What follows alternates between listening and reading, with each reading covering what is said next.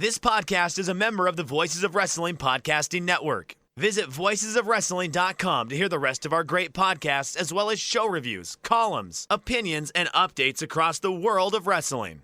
And I say, hey, what a wonderful kind of day. If we could learn to work and play and get along with each other. Welcome everybody to Wednesday War Games. Never has this podcast been more fittingly named because War Games, Liam. Oh my god! And here we are on the Halloween.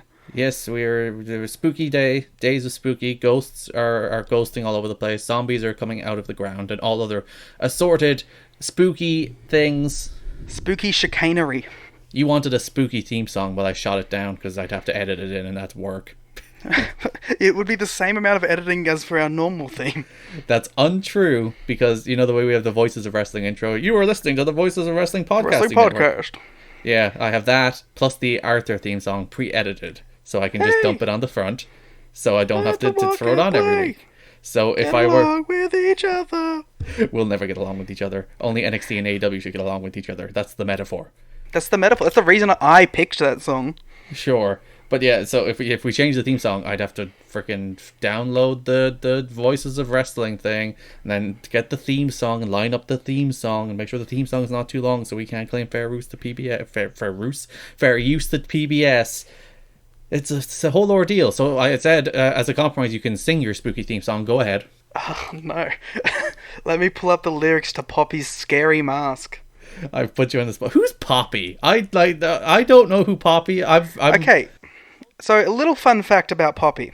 Mm-hmm. I will actually be seeing Poppy perform live next month. Oh, is it because of the performance on NXT? I was going to the festival already, but I only know of her because of her performances on NXT. And now you're like, I love you, Poppy. I must see you in person. I'm never going to take it off, so don't touch me. Never going to take it off, so stop looking at me. Never going to take it off, so don't touch me. Never going to take it off, stop looking at me. I'm alright, I'm alright, I'm alright. You ain't going to see me tonight. MASKMIOKMA. And that's where EO would be coming out at that point.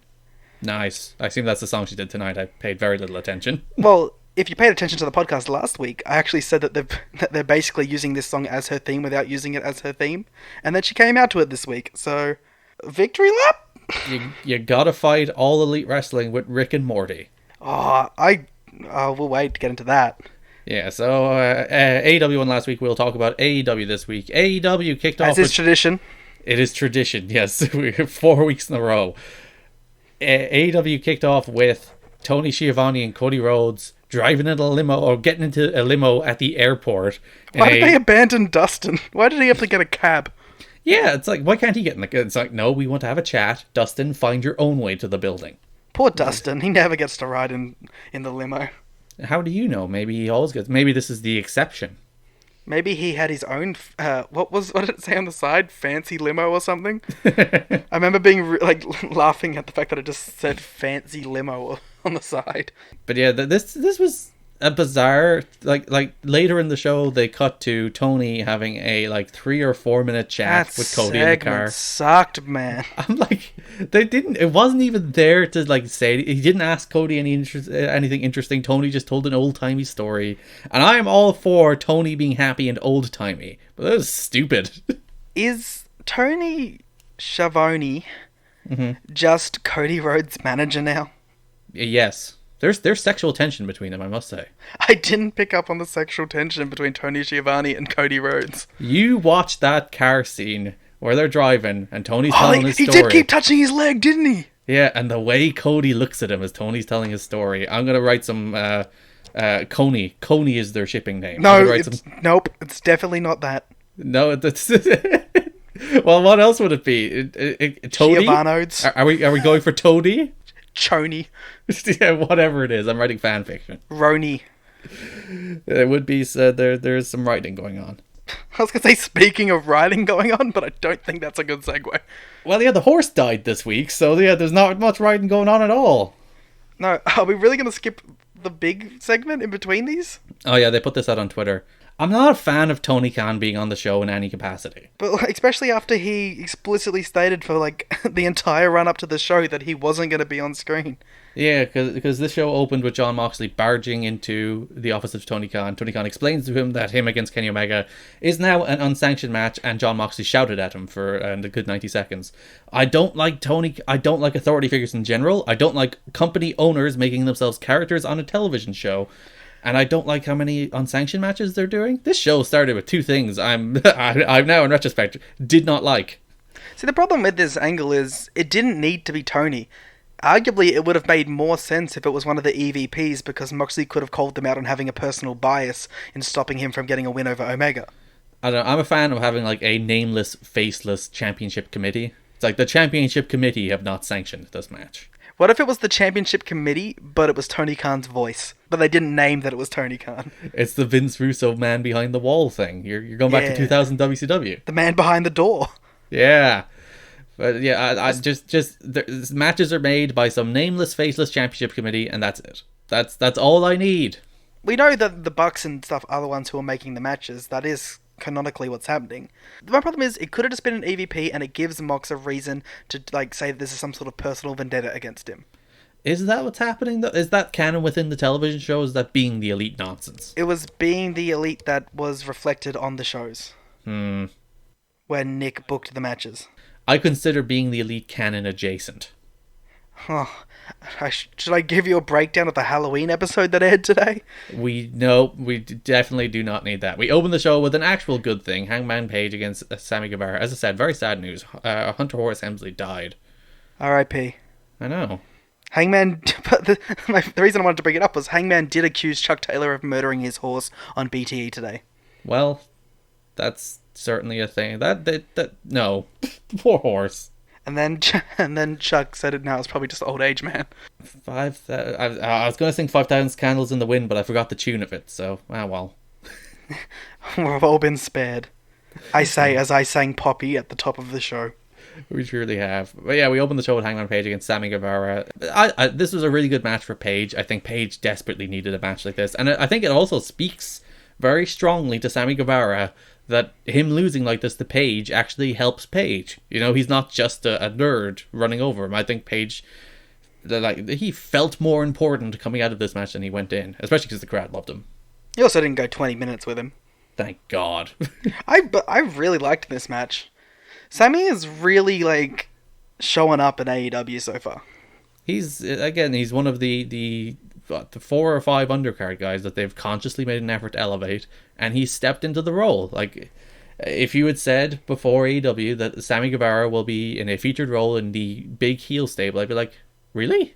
And then if you'd said that heel stable is him, Chris Jericho, Jake Hager, and LAX, I would have been like, really?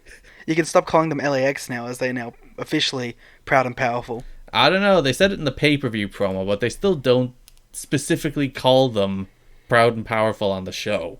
I will be dubbing them P&P from this point forward. I'll wait for further evidence. But yeah, until I forget. they're LAX. It's fine. Until Impact have a new LAX, they're LAX. Page 1 with the Buckshot Lariat. Good match, and then he cut a promo on Pac being like, I'm going to do cowboy things to you. And West Virginia did love that. That's not what he said. That's the essence of what he said. He said he was going to do cowboy shit. We don't use foul language on this podcast. Wait, since when? This is at the point where I started to get super pissed off at unnecessary crowd shots towards bored people. I was watching some old TNA the other day, and it's there, and I was like, did I just never notice this? And it's not as bad as it was, because TNA was directed for a very long time by Keith Mitchell. AEW is directed by Keith Mitchell. It's the same director. And I was like, did I just never notice this in TNA? Because, it's certainly a thing that he did then.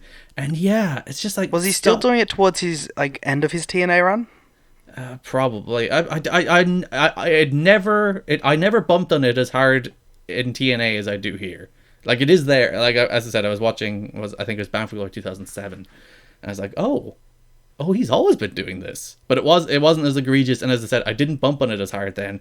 And it's just I don't like the crowd shots as a general rule. I don't think they add anything. But especially crowd shots to nobody. But it's even if you get someone good, it doesn't add anything to the show. Yeah, get me close-ups of wrestlers reacting and near falls, not some goof in the crowd making a dumb face.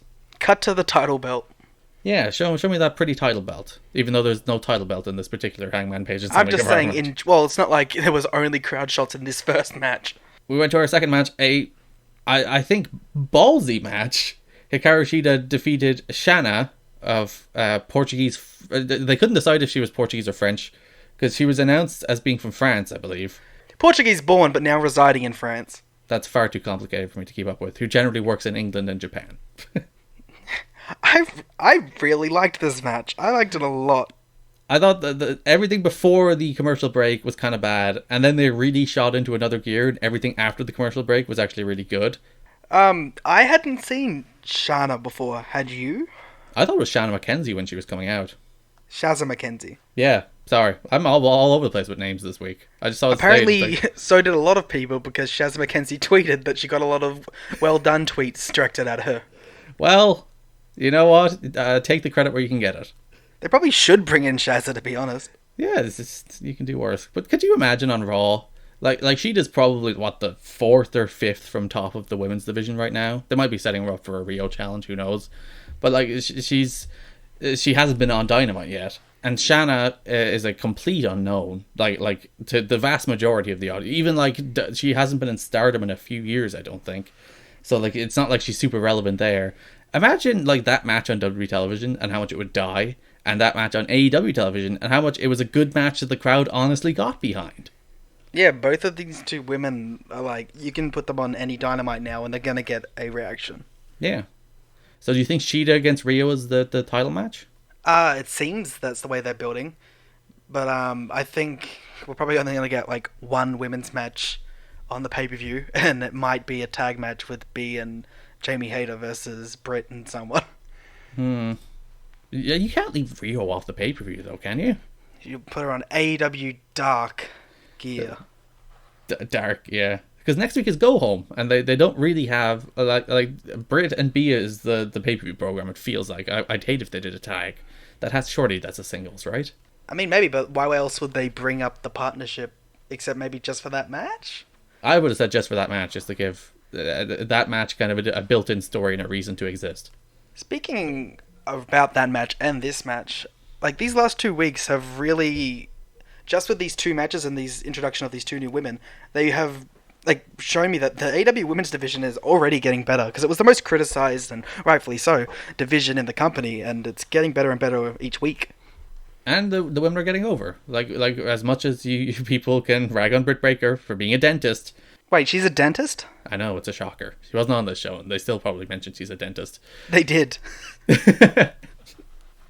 But last week she was super popular in Pittsburgh, and her finish is over, and of course Rio is over, and Nyla Rose is over, and Shida hopefully will get over, and they're getting these women over. I would like more than one women's match / segment a week, though. Well, you had more than one, Liam. How dare you? How dare you forget very important Brandy Rhodes voodoo video package? I don't. That was a whole thing. Yeah, Is she a witch devil? She's some kind of witch voodoo doctor person who... Why is she sad? I don't know. Did Kong do something to her? Is she still crying because Cody got locked up last week? Yeah, that's what broke her. That's what turned her into broken Brandy Rhodes. Oh my god, she is broken Brandy Rhodes, isn't she? Yeah. For Matt Hardy, it was a giant, 15-foot swanton. For Brandy Rhodes, it's Cody going to jail. It's just broken Brandy Rhodes. Just a few notes from this match. I really liked Shana's, I believe how I pronounce her name. Well, in fairness, Excalibur and JR could not make up their mind between Shayna and Shayna, right? Yeah. I thought she had really good facial expressions in this match. Every time they put the camera on her, she was doing some sort of expression. When Shida was making her long entrance. I just really, I was like, oh, she's a really believable TV wrestler. Shida has a style and a look that's really conducive to getting over in America, as we saw in this match. She has moved there. As JR told us, she has a bank account. Now, Excalibur said she had moved and had a bank account, and then JR got teary and was basically like, welcome to America. Oh, the way he delivered that welcome to America, he believed as well. it. In that moment, he believed the American dream, baby. She'd have won, probably setting up maybe a title match, who knows. Who won the match? I don't even remember. Who won the match on Dark, the 4-way? That was Emi Sakurai. Or maybe a 3-way? Well, there was also a tag match on Dark this week that featured 2 women. I know Mercedes Martinez was in it. I know, which is really cool. She should be signed, as we said, rather. We shouldn't spoil the results of Dark, Liam. People might be very upset. Well, they can skip ahead. Ali and Sadie Gibbs teamed up, and they defeated Big Swole and Mercedes Martinez. So someone got the pin there, I'm sure. So maybe I don't know. So maybe they'll do a title match. Maybe they won't. Who could possibly say? Well, I'm just happy that we're getting to see Sadie Gibbs after the hype videos, and hopefully we can eventually build our way to Sadie Gibbs B in a match On actual television. on YouTube television. The real television where 600,000 people will watch. Yeah, we had that weird Brandy Rhodes video package where she's a voodoo queen like Roxy Laveau. She's the new Roxy Laveau, I guess. Awesome Kong was there too. I mean, I liked it. I didn't think it was bad. I just was a bit, shocked. No, maybe not shocked, but stunned? Is that like a lesser version of shocked? I think Brandy Rhodes is like one of the better characters in AEW. She's one of the better promos in AEW. So her doing like spooky mysticism almost bums me out because I think she's a great promo. I just don't want to see her wrestle. That's also a problem. The Rock and Roll Express came out for an interview. They were like, oh yeah, titles are great. We wrestle in this building. Then LAX This fucking ruled. beat the living hell out of them and powerbombed Ricky Morton through a stage. Or Robert Gibson. Alright. You have to do PNP versus R&R next week. Do you? Well, they killed one of them, so I don't think you can. I think you do it. Do it on Dark and then make it look like it's been 2 weeks. But you need to do this matchup. It was Ricky Morton that was powerbombed through the stage, as I double checked. It was, yes. But you powerbomb them through a stage. You can't have the 60-year-old man come out the next week and wrestle after being powerbombed through a stage. Yeah, but it's Dark. That's 2 weeks from now. How are they going to handle that? Because Dark next week will be taped before the pay-per-view. So it kind of has to be a little non-canon, doesn't it? Because the layer after I meant the that they filmed Dark this upcoming week, and then because it plays the day before. Well, yeah. Wait a minute. You're right. Yeah. I was in my head. I was like, that doesn't work. No. Because it airs the following Tuesday, and the pay-per-view is on Saturday.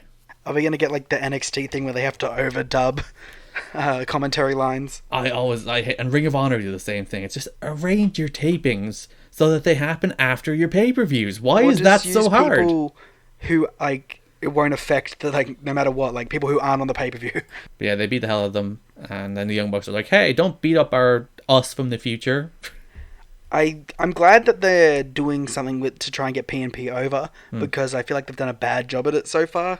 Well, I wouldn't say they've done a bad... I think they've done no job of it so far. Well, they gave them the squash, but even that squash wasn't, didn't make them look out like killers. And then they did nothing with them last week besides have them in the brawl. Yeah. So I'm glad that this week it seems like they're actually trying to do something. We had that very long Cody Rhodes and Tony conversation, which was like, okay. Apparently this was like a reference to Starrcade 93. I don't care. Yeah, sure. Who cares? It was bad and boring. But most importantly, the next match, 6-man tag. We had a Rick and Morty extravaganza, Liam. Garrett, if I can ask you to edit one thing in this world, can you please edit JR saying wubba lubba dub dub That I will do. into the podcast right now? Wubba lubba, dub dub. There you go. I did that for you. Thank you Just so for much. you, Liam. That's how generous I am. Mostly because I clipped it on Twitter and it'll be probably easy to get the audio. Very good. He was so he was as miserable as people who are angry at annoying Rick and Morty fans online are. Yeah, I thought this was fine for what it was. And as Excalibur said, it was corporate synergy. Yeah. I will say, it says a lot about AEW and how much Turner think of them. That they see AEW as this kind of promotional vehicle for something like Rick and Morty, which is also already immensely popular. Like if they think we have these young viewers watching on a Wednesday night, we can expose them to Rick and Morty. That tells you what they think of AEW right now. That they think it's something worth promoting their other properties with. And also, this was a fun 6-man tag. That was weirdly Orange Cassidy's first match on the television show, and he was super over because he's Orange Cassidy. Goddamn Road Warrior pop for Orange Cassidy. Because I saw him live for the first time at OTT over the weekend. and he is the best. He's the best. He's just the best. I don't know. You can be a curmudgeon, you can be a grump, you can sit there and fold your arms and be like, this is not wrestling, me angry, me Jim Cornette. Or you can just embrace it, because wrestling is built on the inherent idea that it has an internal logic. That, why does an Irish whip work? An Irish whip works because it's pro wrestling. It always works. Therefore, it's built into the internal logic of pro wrestling. Orange Cassidy is that idea taken to a wonderful, bizarre extreme. That there is an internal logic to everything Orange Cassidy does, and it gets over, and the audience buys into it. It's like perfect, pure, brilliant pro wrestling because the audience buys into it. More so than buying into it, they're falling in love with it. Yeah, they're going absolutely bonkers. And anybody that can't understand that, I think doesn't understand pro wrestling.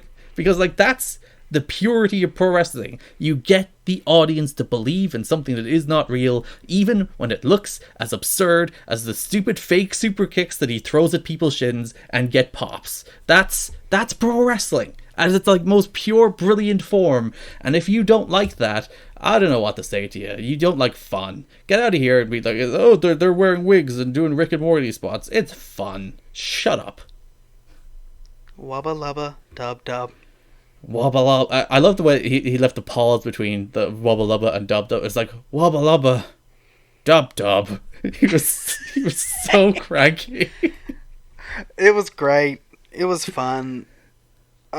This was a weird show for AEW in general. It was a weird split to angles to match ratio, very much more angle heavy than we have been seeing. People, there is a wide held opinion that this is the worst episode of AEW Dynamite. This is one of my favourite episodes of AEW Dynamite.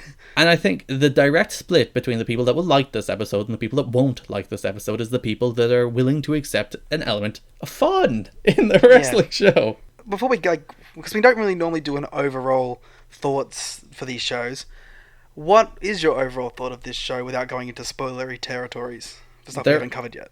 There is one segment on the show I kind of didn't like, which we're about to talk about in a second, and it ties into the stuff earlier in the show I also didn't like. And I thought everything else on the show was either a really good wrestling match, a bit of silly fun, or a tremendous promo. Or something that was very on the nose and we don't know what it means yet. Well, we'll talk about that in a second. But we had Cody and Chris Jericho have their contract signing. This is the thing on the show I didn't really like. I didn't think Chris Jericho... Well, I will say, Chris Jericho's attire, tremendous. Mm-hmm. He came out wearing a purple, I believe, pumpkin jacket with no shirt underneath and leather pants. And that was his contract signing attire. Also some really nice boots. I was a big fan of Jericho's boots in this segment. The man is a stylish man. He knows how to rock an outfit. But I didn't think there was anything to this segment. I thought it was the weakest Jericho and Cody segment so far. Jericho's promo wasn't particularly good. I thought the beatdown on Dustin Rhodes was very Monday Night Raw, even though Jake Hager did do the Hager effect. He needed the balls. I'm a fan of that. But other than that, I thought, this entire segment, I could just kind of... They can redeem it with a very good Cody promo next week, because this can set up a very good Cody promo where he can emotionally rally behind his injured brother. But other than that, I didn't care much for this. The things that I liked about this segment were there was a heel and there was a face, and the crowd booed the heel and cheered the face. Which, in comparison to other things on the other show we're going to talk about, was very refreshing to see in this pro wrestling climate. Cody is very much the ace, and this audience very much believes in Cody as the ace. And I'm not even saying that this is a thing that happens in AEW every week, because it doesn't. Sometimes Chris Jericho does get cheered. But on this night, in front of this crowd, Jericho got booed because he was the bad guy. And no matter what, that's what I enjoyed about this segment. There was more things I enjoyed about this than I disliked. So what else did you like? Go on, run them down after I ranted about it for 5 minutes. Well, that was really it. I liked that this felt like real pro wrestling. I like the way this... And also I liked the Hager effect being hit. The Hager effect should be his entire gimmick. I'm a little annoyed commentary didn't specifically call it out, but alas. I was surprised by the lack of pop that it got. People don't watch Bellator MMA, I guess. But, there was enough talk about that online that you'd think there would be, haha, look at that. I don't know. I think people just don't watch Bellator MMA. I was also upset that I wanted Sammy to be shit-talking the entire beatdown, but he was just kind of silent. I guess the idea is it's like this big menacing attack by evil Jake Hager and lovable Dustin Rhodes, and I think. But even while that, you'd expect shitty little millennial Sammy Guevara to be talking mad shit the entire time. He's clearly just scared of Jake Hager. I think they're all kind of intimidated by him. That's the impression I get. I do like that idea that there's like he's the mean guy, but he's on our side. But we're just gonna he can do what he wants. And then, of course, the segment ends with Jericho smoking a cigar like a literal 70s action movie villain and getting into the car. He is a tremendous supervillain. Chris Jericho, doesn't he play a KKK member in that Jay and Silent Bob movie? Yes, he plays a clan leader, I believe. Oh, good. He's a good wrestling villain without being a horrible racist on screen as well. Hashtag Y2KKK. Oh, good God.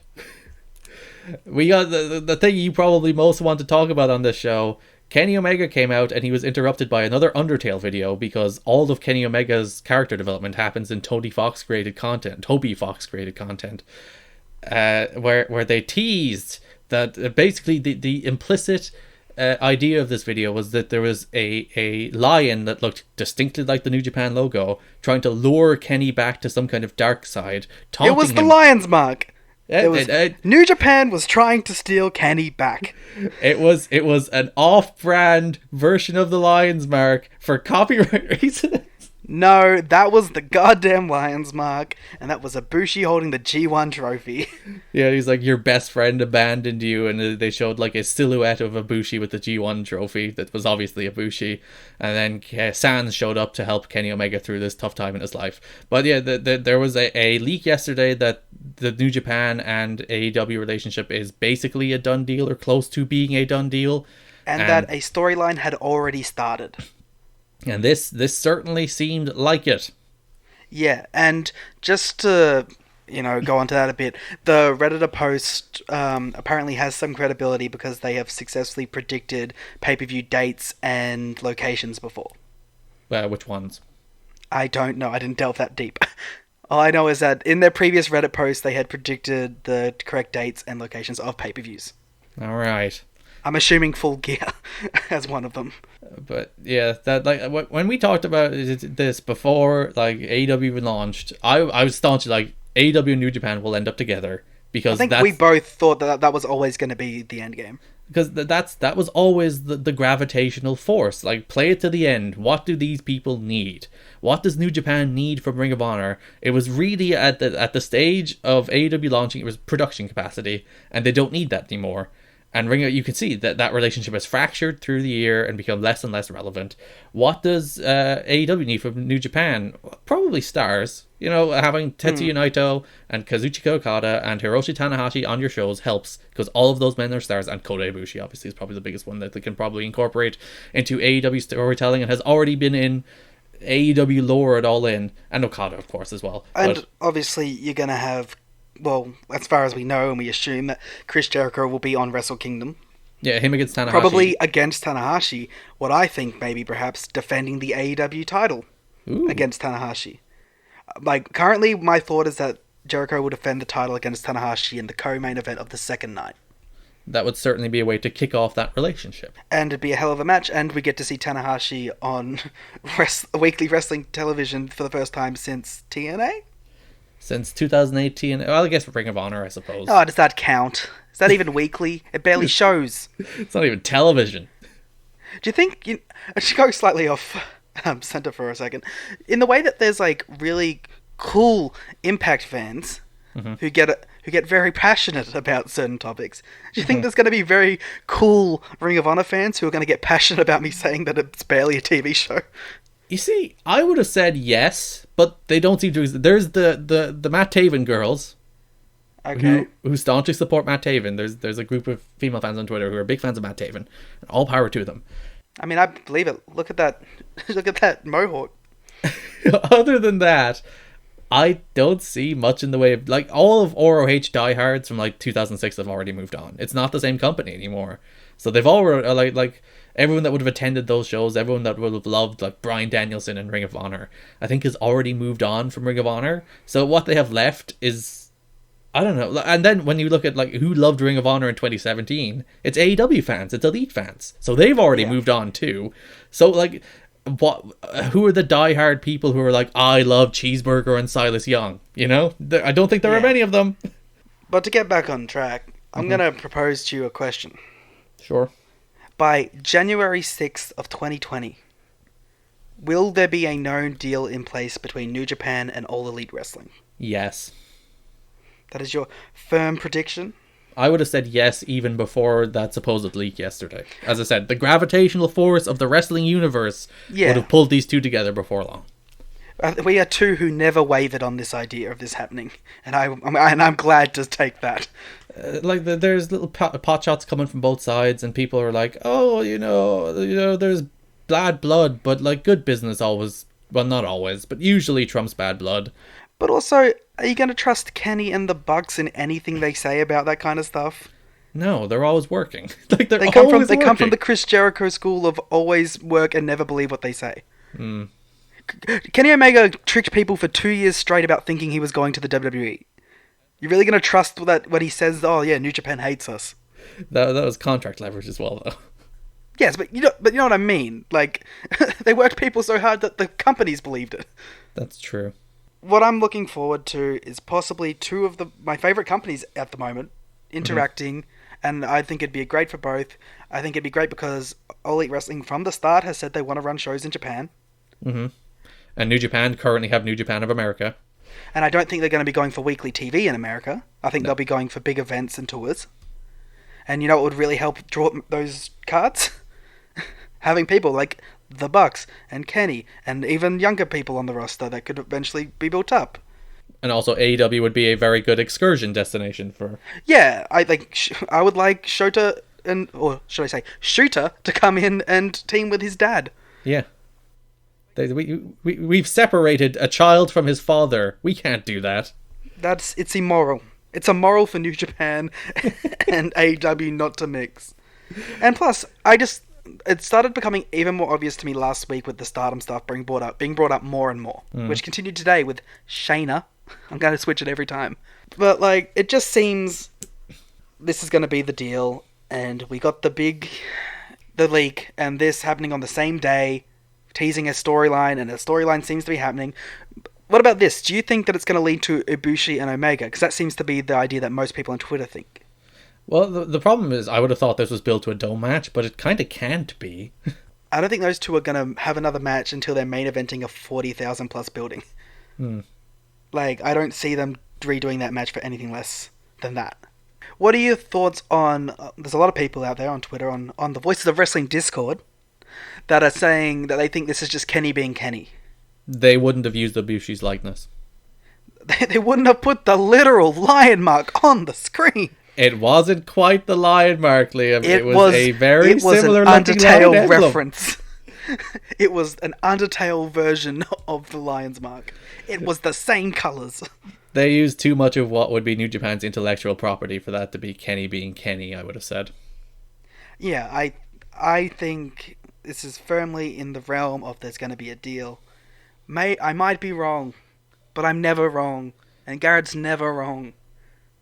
There's no proven record of me being wrong in the history of my life. So logically... Except when I got like 3 names wrong on this podcast so far. This must be happening. Kenny Omega was then saved by Sans. He came out to Megalovania, righting the wrong of Wrestle Kingdom 13. If you're going to do an Undertale reference, just do Megalovania. Come on. Alright.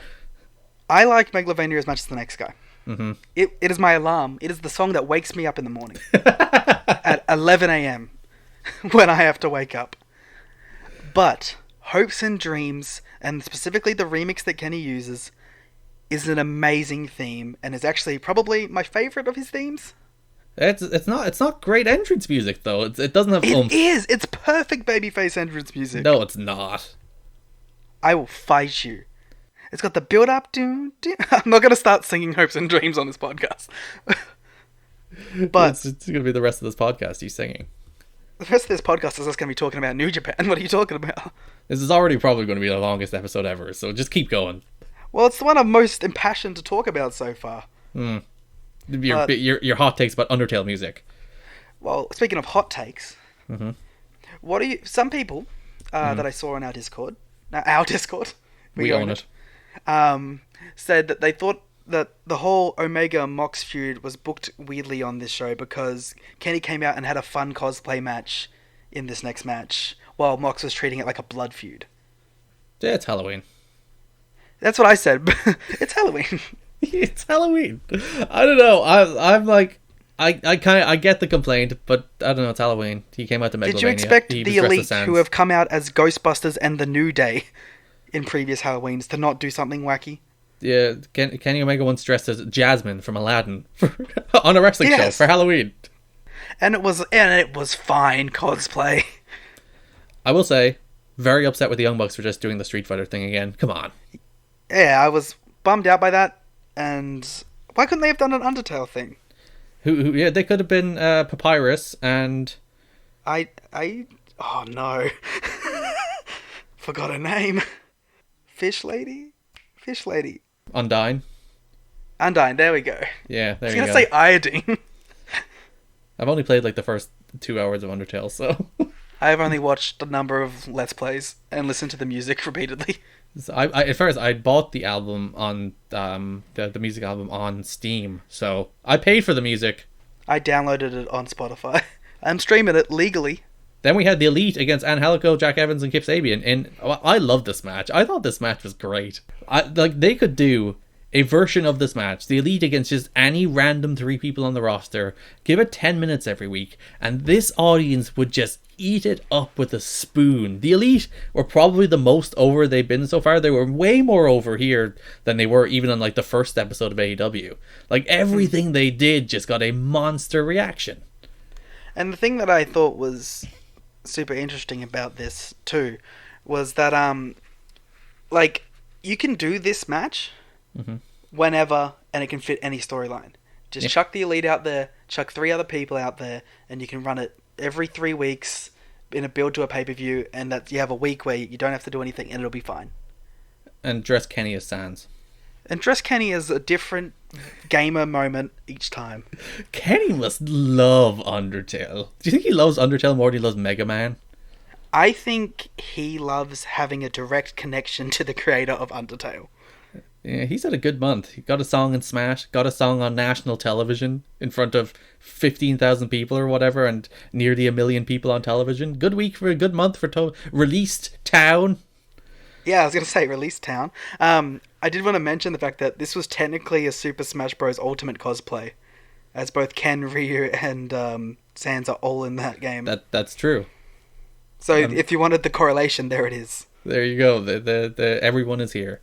Oh, how did Excalibur not do that reference? He's clearly not he's a fake gamer. That's the problem. Confirmed fake gamer at Shut Up Excalibur. After the match, the Young Bucks were attacked by Rick and Morty, but gasp, it was actually LAX. One quick thing, I want to have Jack Evans on every show in some capacity. He's doing kicks, he's doing backflips off people's backs. Jack Evans fun. He's a fun pro. He's embraced like his late career period where he's just like a wacky weird dude. Well, it was ever since he had that Lucha Underground run and he just decided to be a smarmy shit talker who does flips. Yeah, that's great. But if there is an AEW mid-card title eventually introduced, I need Jack Evans to hold it. I need to have singles matches with Jack Evans. I need an Omega Jack Evans singles match. There's some nice little exchanges in this match too. That's what. Yeah, this match was super fun. This match was great. I like this match so much. The attack. But yes, LAX jumped the Young Bucks after the match, disguised as Rick and Morty. They were in the crowd during the Best Friends Rick and Morty scene. Were they there the whole time? Like I saw them in because I noticed the big hooded Morty during the Best Friends match. Oh, jeez, Rick. There you go. What did you think of Rick and Morty introducing the Best Friends and Orange Cassidy? It was as awkward as everything on Rick and Morty ever is, I guess. You know what? This wasn't the Rick and Morty inclusion that I expected. You thought it would be like more obnoxious and on the nose? I thought it was going to be along the lines of an actual animated skit of Rick and Morty like showing up and like them playing that in the arena. That would take way too much time and effort. Do you know how long it takes to animate stuff like that? It only had to be a 20-second skit, and they could have used the exact same They've done that for other shows. They could have done it for AEW. It's still like a ton of money to animate anything.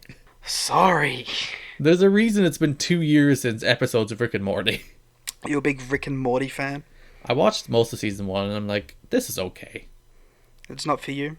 It's not even that it's not for me. I'm like, it's fine. It's okay. I've watched it a few times.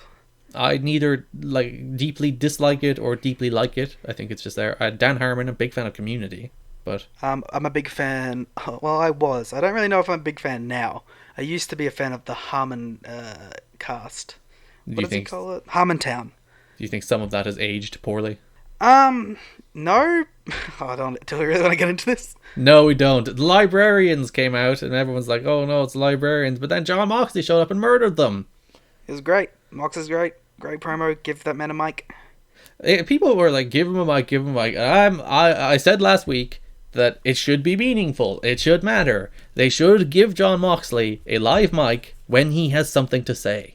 If he just came out and ranted and raved and did a promo for no reason, I'd be like, it's John Moxley, so it's fun. But they waited until he had something to say, and he cut a fiery, passionate promo about how unsanctioned matches suck, but he's going to kill Kenny Omega anyway, and it's their fault. Tell me if you think that this is me reading too much into the story, sure, or if you agree and think that this is what is the plan with it so far. To me, because there was like very little interaction on Kenny's part for this week, I think that the story being told here is that Kenny was in a slump, he got out of the slump, and he's gotten overconfident now, and he's underestimating Mox, and Mox is going to beat him at Full Gear. Does that seem right to you, or am I reading too much into this? Well, Excalibur's commentary, which by the way led to a very weird exchange, where Excalibur, when Kenny Omega made his entrance, when Sans helped Kenny Omega out of his slump, very bizarre sentence to say on a wrestling show.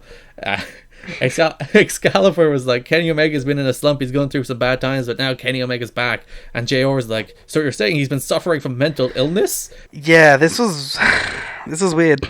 Excalibur was like, yeah? And JR was like, oh, okay. It's like we were trying very hard not to say that, JR. Yeah, like the express message from that Kenny Omega video package, as I said, all Kenny Omega character development comes from Toby Fox, is that Kenny is broken out of his slump, but he's here to stay after he beat John Moxley, beat Joey Janela, he's gotten it out of his system, and now he has Mox coming in an unsanctioned match. I do think the unsanctioned match is a way for Mox to win, but for Kenny to still main event the next pay-per-view. Do you think Kenny's main event in the next pay-per-view? I think Kenny and Jericho's the main event of the next pay-per-view. I think they're going to wait for that. I'd switch the belt onto Kenny in February or whenever that pay-per-view is going to be, late January maybe. Are they going to do monthly pay-per-views and then like 4 big ones, or? No, they're 4 big ones. They're quarterly. I don't like that.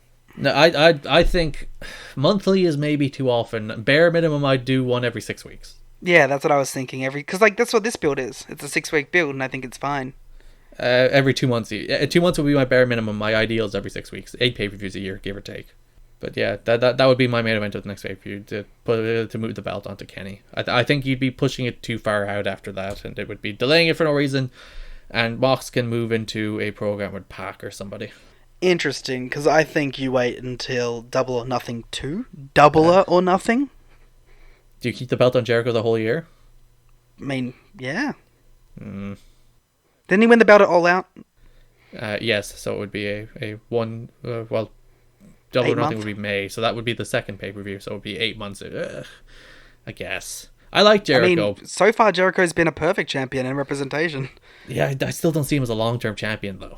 But like, this is probably going to be his only run on top. Yeah, which is the reason it should be... he won the belt at the end of September, which would be 5 or 6 months if he lost. Like last February. week, you were calling for Cody to win the belt.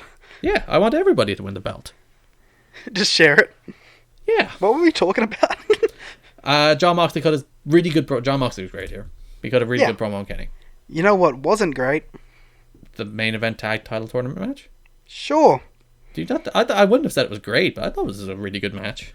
Nah, this was messy. Well, it's the Lucha Bros. It's always messy. How could you like the Lucha Bros private party match and not like this? Well, because the Lucha Bros private party match had a bunch more flips. Well, the Lucha Bros did a bunch of flips in this. This match was them trying to do stuff and then them messing it up. In the private party match, at least it worked in the end.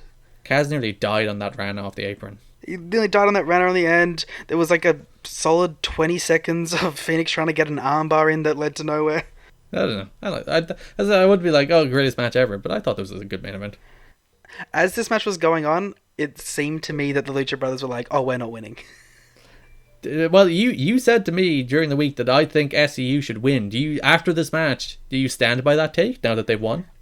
No, you are misquoting me. I'm quoting you directly. That's the exact words you said. No, I said I would like SCU to win, but I think Lucha Brothers need the win. Mm-hmm. And I stand by that. I did like SCU winning, but the Lucha Brothers needed to win. I don't know. I would like. I think there's two arguments for SCU winning. They've been very good on TV so far, and It was the better story. And they create more fresh matches. I think it was the better story too. That's what the whole point of this tournament was leading up to. They got screwed over in the first round, but managed to come back. They cut through the second round, and then they faced the people that almost screwed them over in the first round and won. With a roll-up. With a roll-up, which means they'll probably do that rematch at Full Gear. Sure. I still would have put the belts on the Lucha Bros there. Even, to be fair though, they might win the belts at Full Gear, and like they just wanted to give SCU like a thank you, you're the first champs ever kind of deal. That's stupid. Yeah, well, that's wrestling. That's needless sentimentality, Liam, and has no place in wrestling for it. This match was nothing. That's AEW Dynamite. To be fair, like, we ended on a somber note, but it was a very interesting show, and I had a lot of fun watching it. Okay. What do you mean, okay? Yeah, it's okay. You didn't like this show? I did. I liked that show. The only thing I didn't like on the show was the Kenny and Cody and Jericho stuff. Okay. And I like the main event more than you, so. Yeah, well, exactly. So I think we even out. We both liked this show. We're both positive on this show. Okay. You okay me like that? NXT opened with a performance by Poppy, who, as you said, you're now the biggest fan of. I hope to get somehow. I'll buy Poppy merch at the festival that I'm going to. Which then led us into Io Shirai against Candice LeRae in a pretty good match. Again, I don't think it was as good as their Takeover match. No, certainly not. And I thought it was alright. It was a solid match. I hated the finish. Candice like really busted her nose on that, but we didn't get to see it. Yeah, because like the referee took the chair out of Io's hands and then just threw it in the ring. It's like and it was in the ring for a good minute before it factored into the finish, and that's just stupid. Yep. But yeah, it was a perfectly fine match. I will say, like, just as I don't even know the word I'm looking for, but as a sort of statement here, I think all of what are normally pretty boring and bland mid-card NXT matches were all actually just good matches this week. Do you want to know what my hot take about the show is? What is your hot take about this show? Those pointless mid-card matches were the good part of the show. And the more hyped up, like, promoted matches were the bad part of the show. There were hyped up matches on this show? Well, like the kind of marquee story matches, I suppose. Oh. Candice LeRae's nose is leaking like a political document. Oh boy. Sure. Candice LeRae's nose is leaking like New Japan's plans to side with AEW in the Wednesday Night Wars. There's something that, again, a bizarre pet peeve that annoyed me. They announced that the main event was Undisputed Era against Keith Lee and Matt Riddle. Limitless Bros. In a very TW tag name. Yeah. And they said it's courtesy of Sports Illustrated. Yes, as in they sponsored the match. Sports Illustrated broke NXT, like as if they're the ones that made the match. It's like they were then like the Japanese wrestling sponsor, and they're gonna come out with the big check after the match. It's like that they broke the news, so they made the match, I guess. You're the company. Your match announcements are not courtesy of somebody else. I think it was just like a bad way of saying it. What they meant to say was they broke the news. Yeah, it was, but it's stupid. Yeah, I mean, I don't disagree. Another annoying pet peeve I have before we get further into the show. They announced that Pete Dunne will face Damian Priest again next week. And I have a simple question, Liam. Why? Especially since last week Dunne said it was fine. Yeah. He's like, oh yeah, I lost. Priest beat him. Dunne is like, it's fine. And now they're wrestling again. Why on earth should I care? Because this show is booked week to week. It's stupid. I also have a problem with this show. What is it? At the start of the show, Mario promised me tricks and treats. So I was expecting some Halloween fun. And I didn't get any Halloween fun on this show. Absolutely nobody dressed as Rick, Morty, or Sans. This is bullshit. Yeah. And that's gonna get bleeped in TNT apparently. Speaking of bullshit, Finn Balor. Wait, we didn't talk about the after the match. What happened after the match? Io Shirai started beating down Candice LeRae, and yes. Rhea Ripley made the save. Rhea Ripley made the save. Well, I'll talk more about Rhea Ripley in the other women's segment. Yeah, but it was a segment that happened on the show. Sure. Finn Balor came out. Finn Balor doesn't like laying down for nobody, brother. Finn Balor is cutting a WCW Vince Russo shoot promo where he's like, Bray Wyatt put a mask on and I to lose to that nerd. Who does he think he is? I'm a cool guy. Johnny Gargano's not even a wrestler. That's why I'm a heel. Yep. I hated this. And I hated this. While this was happening, the fans were like, yeah, we suck! And like, not even, they were actively chanting, thank you, Finn, at him for attacking Johnny Gargano. I don't like the NXT fans. And I don't like them because they're just disingenuous. Last week they were going, no, and they were crying. And this week they were cheering for the man and saying, thank you. Pick a lane. Stay in it. That's why I liked the Jericho Cody segment. Because they picked a lane and they stood in it. The reason I don't like NXT fans is it rarely feels like an honest to God audience driven reaction to what's happening in the wrestling ring.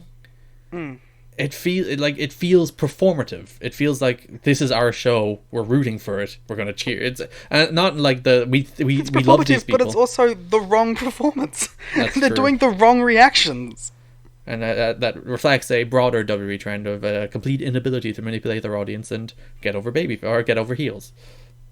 What are your thoughts on the statement that Raw and SmackDown are like Hollywood, but NXT is like Broadway because all the lights are on Finn Balor? They say the neon lights are bright on Broadway, but not as bright as here on the great black and gold way. I'm not into this. I'm into the core idea of a Johnny Gargano and Finn Balor program. I think that's pretty cool.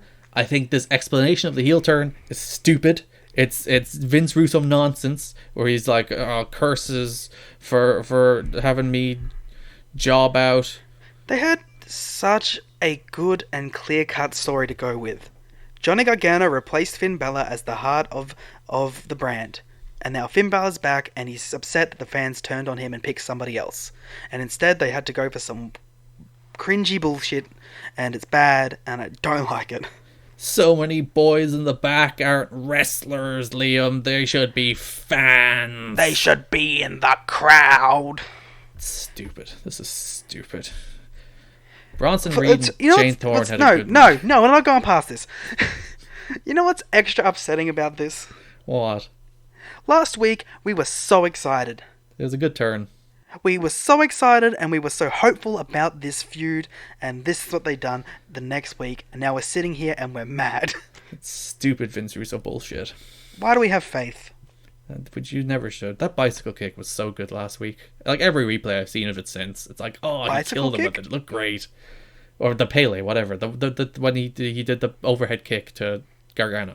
I know. I just wanted to criticize you. You're a mean person. Bronson Reed and Shane Thorne had Liam's offer match representing his nation. Yeah. Can we stop? Okay, Americans. Mm-hmm. Can you stop with the Aussie, Aussie, Aussie, oi, oi, oi chant? Who are they chanting for? It's both of them. But also the Brits. You stop with it too. True. Why? Do you do that in your own country? Yes. Oh, so it's cultural appropriation is what you're saying. Somewhat. But the annoying thing to me is they go Aussie, Aussie, Aussie, oi, oi, oi, Aussie, oi, Aussie, oi, Aussie, Aussie, Aussie, oi, oi, oi. That's not how we do it. Oh. So you're upset at it's not only cultural appropriation, they're screwing it up. But at least this could just have been a regional thing, right? But for me, it was just Aussie, Aussie, Aussie, oi, oi, oi, over and over again. Like that was the chant. They turned it into some other thing, and I remember the first time I heard that was at a Progress show. That makes sense. Like, the first time I had heard that, and it really threw me off, because I was like, I have never heard it done like this before. It may be done like that before in other parts of Australia, but that was the first time I heard it was an English crowd. So they're rooting the most identifiable part of Australia. I guess, our chance? Actually, no, you can't climb on Ayers Rock now either, so really. Yeah, as you shouldn't be able to. No, you really shouldn't, but still. Just want to get political? It's the most recognizable Australian landmark, and they've ruined it for the poor, horrible tourists that are stamping on cultural and spiritual and religious places. We should the foreigner should be allowed to ruin all of local culturally. There was a politician who was very opposed to this, the climbing of Uluru being stopped, and in protest, she climbed it by herself without a guide. Okay. And she got stuck up there. And they had to send people to get her down. There's some real natural justice there. Yeah, it's just, guys, you can just look at it and camp at the camping site around it and use the walking trails around it. You don't need to climb it. It's a perfectly nice looking rock. You can see it from a distance. Also, it's much easier not to climb it. Yeah. You can get your baby stolen by a dingo around it. Bronson Reed wrestled Shane Thorne. And another point. Maro, not every time there's an Australian in a match, you need to make references to Australia. There's a much worse one in the Dakota Kai match. There's a much worse one in the match that doesn't feature an Australian. Yeah, we'll get to it. It's the worst one I think he's ever done. But I like this match. This match was a good match. Yeah, I like this match too. They should just team these two. NXT needs more tag teams. Sure, but yeah, these two beat the hell out of each other, and they had a fun little 4-minute TV sprint where they beat the hell out of each other. I don't know what's going on with Bronson Reed. He was fodder for Matt Riddle. He won. It's his turn. Yeah, but like he was fodder for Matt Riddle a week ago or 2 weeks ago, and now he's Shane Thorne is fodder for him. I don't know how this show is booked. It makes no sense. Well, I think it's just like Shane Thorne got his few weeks build, and he lost his big match against Gargano, and now Bronson Reed's going to start getting his few weeks build to lose to some bigger star, just like Cameron Grimes did, just like Shane Thorne did. Kairi Sane and Asuka defeated Tegan Nox and Dakota Kai to retain the WWE Women's Tag Team titles. I hated this match. I really liked this match. I thought the last 3 minutes of this match was good, but for the love of God, they spent 15 minutes of this match getting the heat on Dakota Kai. They spent like 5 to 10 minutes getting the heat on Dakota Kai, went to a commercial break, came back from the commercial break, and they were still working over Dakota Kai. It's like, do something. Don't do a 17-minute match where 12 minutes of the match is nothing. Yeah. Like, literally nothing. You're just working over her forever. End of the match is pretty good. But God, they would not stop. Like, I was like, oh, they're working over her forever when they were 5 minutes into it. Then they worked over her for another 5 minutes. Then, when they went to the commercial break is when I lost my mind. Yeah. That's when I was like, what are you doing? And I was like, this is a really good match, held back by a very long heat segment and a hot tag that immediately got cut off. Yeah, it's like they spent 15 minutes building to this Tegan Nox hot tag, and the hot tag wasn't even that good. Yeah, but I for some reason, like, who can explain it? I was sitting there and I liked it. Maybe I just liked seeing Kairi and Asuka on NXT again. And their music is good, even though it's not really heel music. Yeah, I like their gear a lot. I like their new look. Dakota Kai, known for her punishing kicks, she can kick harder than a red kangaroo, the native of New Zealand. And I know there are no kangaroos in New Zealand, Nigel, but I wanted to make the reference anyway. It's become meta. It's a meta thing now. Is that racist?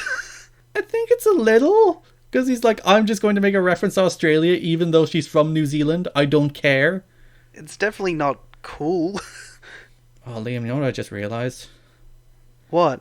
AEW had Ricky Morton and Rick and Morty on the same show. That I remember seeing a fun tweet about that, and they had stated with Ricky Morton being taken out, I hope that Rick and Morty present the tag team titles. Unfortunately, we did not get that. We did not. Instead, LAX became Rick and Morty.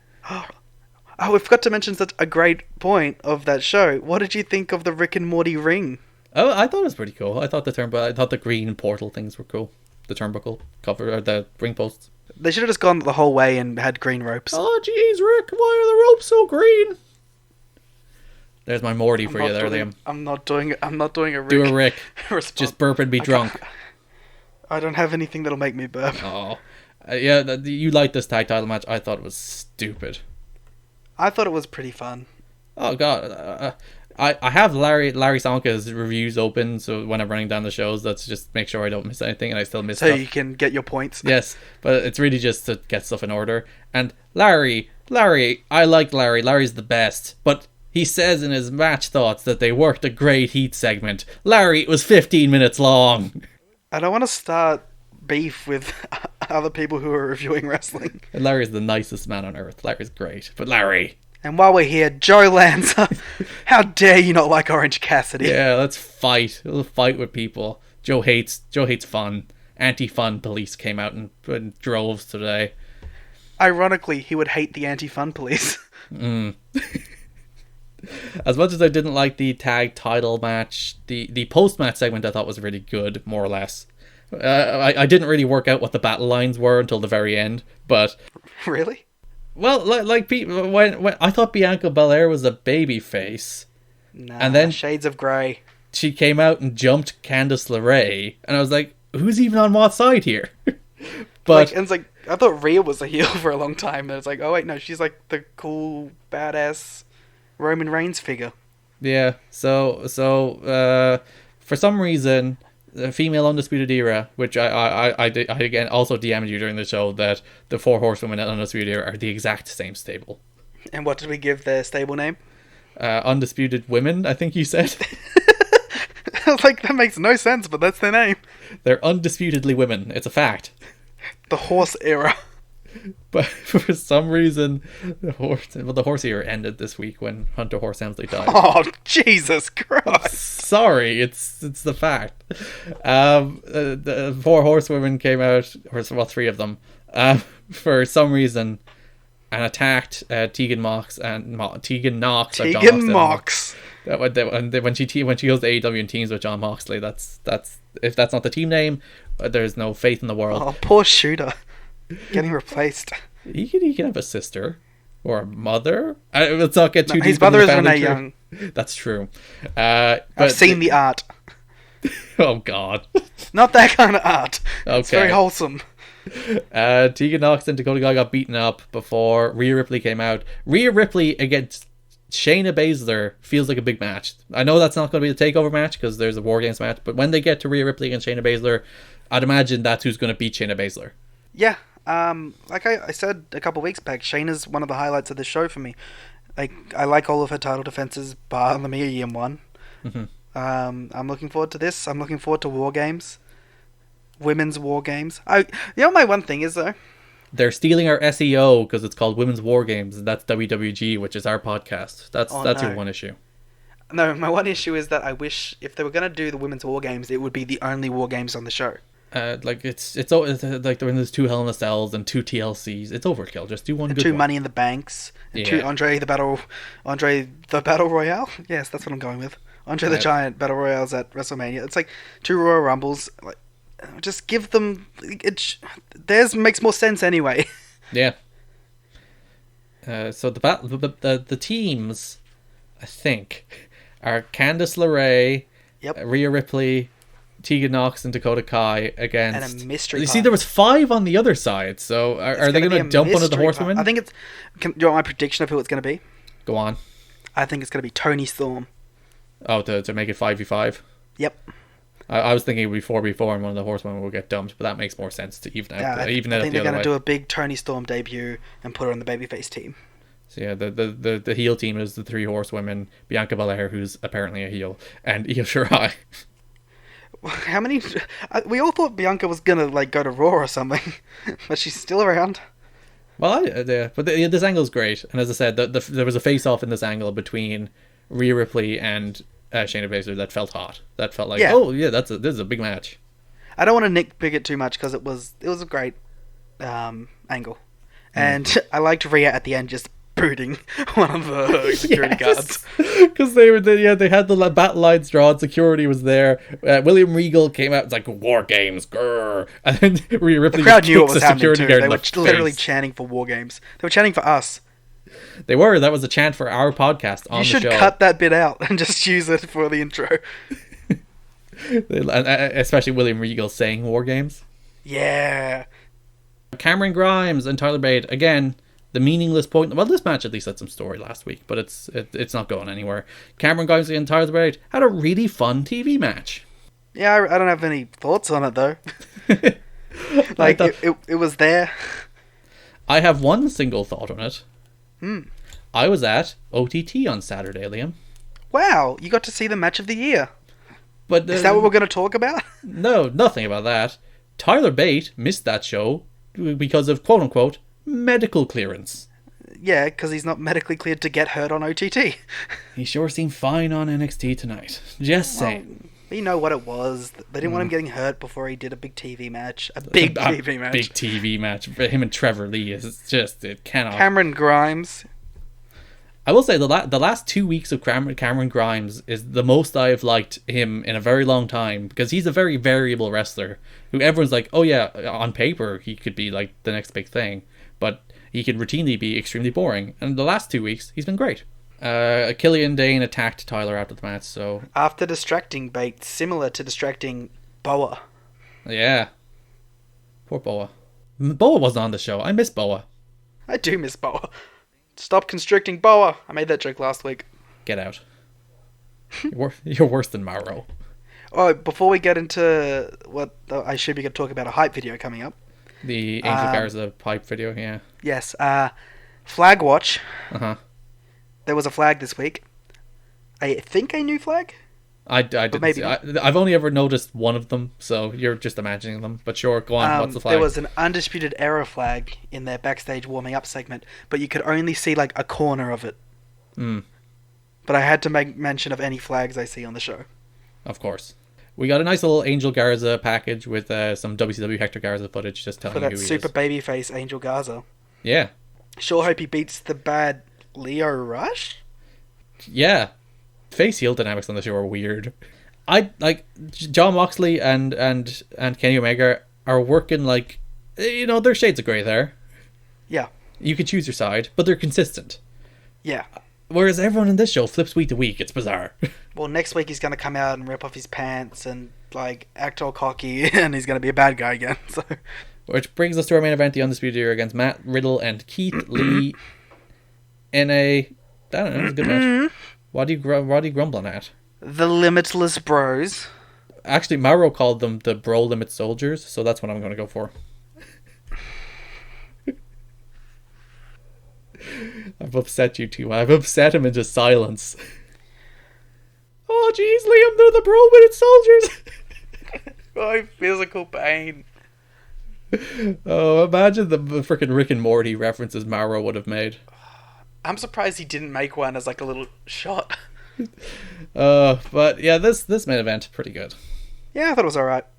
It was fine. It was like the exact tag match you thought it was going to be. I feel like the build to the men, like I think they did a pretty good job of organically like building dissension across the women's division over the last 3 weeks. You know, all that building to War Games. I think they did a good job of having all those little programs intersect in a fun way. This one, it just feels like, all right, we need people for the Undisputed Era to wrestle. Matt Riddle, you're back. You haven't had a problem with, what's his name? Adam Cole since the very first episode of NXT on USA. But sure, you can do the team. Like, where was Dijakovic?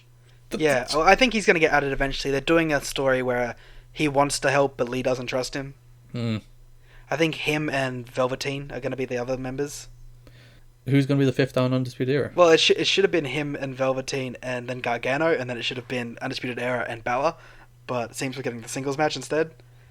So it's just 4-on-4 for the Undisputed Era, which would be Matt Riddle, Keith Lee, Dijakovic, and Tommaso Ciampa. What Dream should be in this? Like, who do you put with Undisputed Era to even it out? Their new fifth member, Marty Skrull. Matt Taven. No, he resigned. Didn't you get told?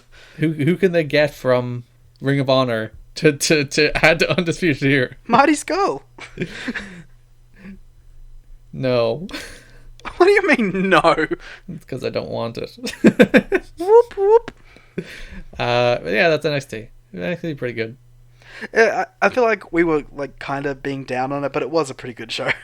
If last week's NXT was a head-to-head with this week's AEW, I'd probably prefer NXT, but that's not the case. No. NXT is fine. They're building towards War Games, so I can at least watch most of these things and go, why is most of this is happening? Yeah, that's what these last few weeks of NXT feel purposeful. Like there's actually a plan. There's a light at the end of the tunnel now. Yeah, finally. We can see the light after 6 weeks of NXT on USA. That's like, where's it going? That's just petering around. Why is Damian Priest wrestling Pete Dunne again? Yeah. Before we get to our who's gonna win, before we get just to increase the suspense, I just wanted to get your quick thoughts because this is our 4th week of podcasting. Yeah. What are your thoughts on the last 4 weeks of both AEW and NXT as a whole?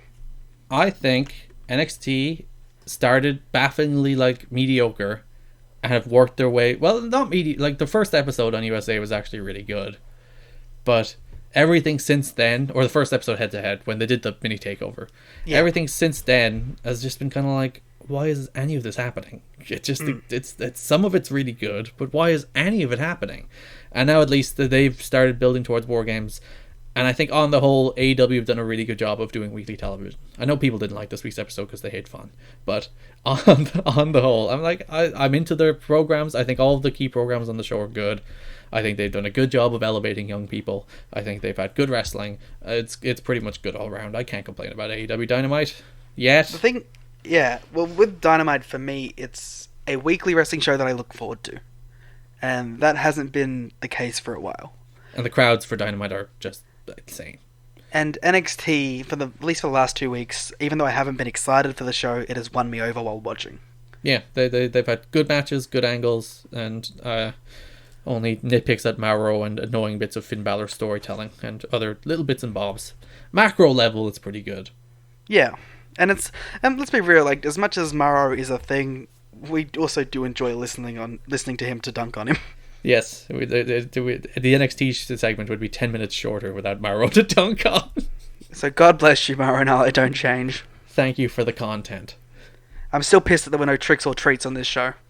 That's the reason you're picking AEW? Yes, sure, that's it. That's the difference maker. More Halloween related content. Mm-hmm. I'm also. I thought the shows aren't miles apart this week, but AEW's that crowd will always elevate it. It's hard to beat. Yeah, it's to go back to the famed Cody Jericho segment. It feels like wrestling. Yes, that bad. It doesn't feel like a studio show. Ooh, heavy shot at the NWA. I've seen 10 minutes of NWA Power. I've watched every Eddie promo. Our poll, 171 votes, 74% AEW, 26% NXT. So I don't know if I expected that much of a... It was closer last week, and the gap was bigger last week. Oh, no, it wasn't. Last week's NXT was good. Sorry. AEW was just great. Although, people hated this show. Apparently. People this is a divisive episode of AEW Dynamite, but just have some fun. It's if this was the show every week, it would grate on me. I won't, but this is the first time their shows that any just kind of goofy silliness, and I'm okay with that every 4 weeks. And it was Halloween. It was Halloween, spooky fun time show, and they played Megalovania. They played Megalovania, Liam. I forget who mentioned this. Perhaps it was either maybe Trevor Dame or was it Buzzmoz. But if they should have had pumpkins out there to let people know it was going to be a wacky Halloween episode. That's how you tell people? Yes, you let them know. Oh, look at the wacky setup we have this week. Things are going to be cool and different, and Rick and Morty's going to be here, bro. They should have put pumpkins in the shape of Rick and Morty characters on top of the ring posts. Exactly. And then Hager should have put Dustin's head in one and smacked it against the car. With his knee. With his knee?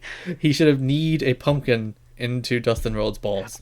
My favourite thing about that segment was JR going, oh, he dented the limo, when there was clearly a dent before he smacked his head in. In fairness, it was fine, because you probably wouldn't have noticed it like in real time. It's like, oh, there is a dent in the limo, but then they showed the replay, and JR was like, look at this, and then you can see, wait, the limo's dented the entire time. I'm gonna be real with you, Garrett. I noticed it in real time. Well, I'm blind. I'm upset. Yeah, you never noticed the flags. I do never. I noticed the Dijakovic one last week. That's the only flag I've ever like. I'm like, oh, it's the flags. You gotta keep an eye out. Match of the week. I'm going Elite Six Man. I like that match a lot. That match is fun. Garrett, you're gonna be mad at me. What are you gonna pick? Are you gonna pick the bad match? Shana and Cheetah. Really? Yeah, I really like that match. Alright. I thought you were gonna pick the women's tag title match. That's because that was my number 2. I would have given out to you a lot about it. No, yeah. I would have done my 15-minute Heat segment rant all over again. I would have went into it for another 5 minutes of this podcast. They're both gonna make the spreadsheet, brother. Where can people find you on the interwebs, Liam? At Larrikin, Larrikn. You nailed it. I know, I even tried this week after last week. I just gave up and didn't even give it out. You can find a lot more All Elite Wrestling coverage on the Voices Wrestling Podcasting Network with Everything Elite every Thursday night. You can listen to Nate, AB, and the wonderful Mike Spears. Also, you can listen to Shake Them Ropes every Saturday for all your WWE coverage in the world. Probably more WWE coverage than you could ever possibly want. You can follow me on Twitter at GarrettGetNEGA or ETTKIDNEY. You can follow the podcast on Twitter at WarGamesPod. Remember to vote. Yep, vote in the poll. And watch both shows before you vote in the poll. Don't you ruin democracy. Much like us, be completely unbiased going into the shows. There's people that do Wednesday Night Wars shows and they go on the air like 15 minutes after these shows aired, and it's like you're sacrificing the integrity of your show just to be first. Stop it. Also, you need to have some time to digest it, you know? Yeah, you need to sit on AEW Dynamite and be like, I like Rick and Morty. Yeah. Also, the Voices of Wrestling Discord, go in there, chat. I'm in there a lot. Yeah, I'm never in there, but sure. Give out to Garrett for being 35 minutes late to recording a podcast. 1, I was 10 minutes late, and 2, you deserve it. Is that how we're ending this? Oh, jeez, Liam, goodbye! Bye!